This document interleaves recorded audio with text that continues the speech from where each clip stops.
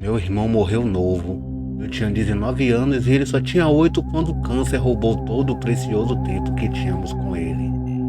E que é meio clichê dizer, mas ele era realmente cheio de alegria e vida. Nunca ficava para baixo com nada.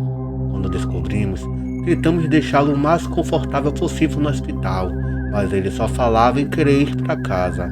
Ele ficou tão fraco que eu sabia que levá-lo para casa seria uma sentença de morte, mas ficar ali não ia melhorar em nada. Um dia, depois que cheguei do trabalho e enquanto pensava o que fazer, descobri que ele tinha ido. Nunca consegui me despedir direito dele. Nunca consegui abraçá-lo uma última vez. Nunca consegui levá-lo para casa. Eu estava tão puto com todo mundo, meus pais, minha irmã, mas eu estava mais puto comigo mesmo. Quero dizer, como eu não pude estar lá por ele? Teria sido tão difícil tirar um tempo extra? Não, mas agora já era. Não ia trazê-lo de volta, por mais que eu quisesse. O enterro era a única coisa que nos restava fazer por ele. Foi aí que os pesadelos começaram. Eu me via na minha cozinha sem fazer nada em particular. Lá estava ele, olhando pela janela, pele fria como gelo. Tinha neve fresca no chão e ele tinha neve na cabeça e nos ombros, como se já estivesse lá fora por muito tempo. Ele não dizia nada, só me dava aquele olhar triste que me batia no peito com culpa e me deixava sem fôlego. Minha cabeça gritava para deixá-lo entrar, mas minhas pernas se recusavam a se mover. Ele continuava me olhando com os olhos mais tristes e cheios de saudades. Aí eu acordava todo suado. Eu queria que os pesadelos fossem o pior, mas eu não tenho essa sorte. De madrugada, antes do sol nascer, tinha arranhões do lado de fora do meu quarto, todo dia.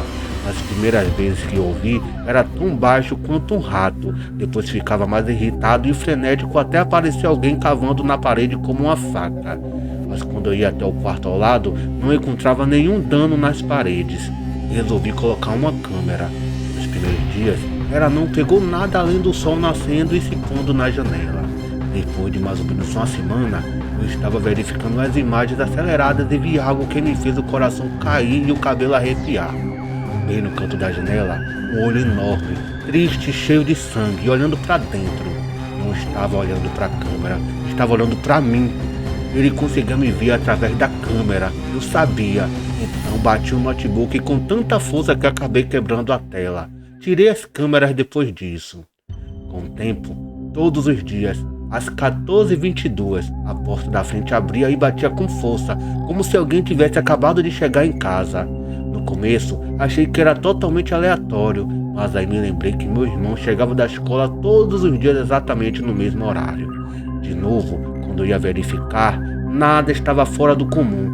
Finalmente, em noites tardes, bem antes de eu dormir, eu ouvia um choro baixo. O tipo de choro que uma mãe teria por um filho perdido, que ecoava baixinho nos meus ouvidos. Eu olhava e só encontrava escuridão. Foi aí que eu percebi que vinha de fora. Minha culpa aumentou quando eu entendi que aquilo que eu estava com tanto medo era meu próprio irmão. Uma pessoa só consegue viver assim por tanto tempo. Como se a culpa não bastasse, ele tinha que me lembrar constantemente da minha falha como irmão mais velho, nunca me deixando descansar. Mas eu merecia. Quando ele estava vivo, ele pediu uma coisa tão simples e eu não pude dar a ele. Eu só continuava rezando para que ele melhorasse, esperando que um dia eu entrasse e ele estivesse lá correndo para os meus braços abertos. Isso nunca aconteceu e ele me lembrava disso todos os dias. Então sempre que podia, eu me ajoelhava em seu túmulo recém-feito e implorava por perdão. Eu dizia a ele que ele podia voltar para casa se quisesse, dizia que ele finalmente podia descansar, mas ele nunca respondia. Eu sei que já era tarde, mas eu precisava que ele me ouvisse. Depois de um dia particularmente difícil, fui ao túmulo dele e rezei de novo, uma oração estranhamente especial. Naquela noite, o pesadelo foi diferente, como sempre. Chego em casa e a casa está vazia, e ele está parado do lado de fora da janela. Ele começa a me dar aquele olhar quando sinto minhas pernas funcionando embaixo de mim.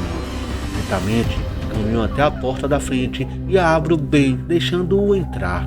Ele sobe nossos degraus de pedra pela última vez. Nesse ponto do sonho, lágrimas escorriam pelo meu rosto, me cegando pela metade, enquanto eu o pegava em um braço. Sua pele fria e seu cabelo gelado me picavam, mas eu me recusava a soltar. Eu estava determinado a ficar ali com ele e ajudá-lo. Ficamos ali nos abraçando por um tempo que parecia uma eternidade e também nenhum tempo. Ele esquentou. Ele parecia como antes, feliz e cheio de vida. Ele só queria entrar. Ele só queria ir para casa e eu era o único que o impedia. Eu chorei em seu ombro, implorando por perdão e implorei para que ele nunca mais me deixasse. Quando ele falou, foi tão bom ouvir sua voz de novo. Ele falou e aqueceu toda a sala. Ele me disse que estava tudo bem, que ele me perdoava, e isso só me fez chorar e abraçá-lo mais forte. Lentamente começou a se afastar e quando acordei naquela manhã, levei alguns minutos para absorver tudo que testemunhei. Foi aí que percebi que não havia mais arranhões. A porta também não abriu e fechou naquele dia, e eu nunca mais ouvi um choro baixo à noite. Meu irmão finalmente estava em paz, e por sua vez, eu também estava. Nunca mais tive aquele sonho, apesar dos meus melhores esforços. Nunca parei de pensar nele e nunca parei de pensar nos meus erros. Ele era só uma criança e não havia nada que eu pudesse ter feito por ele. Ele sabia disso, mas tudo que ele queria era ir para casa, entrar e se aquecer. Eu te amo, Léo, e espero te ver de novo algum dia.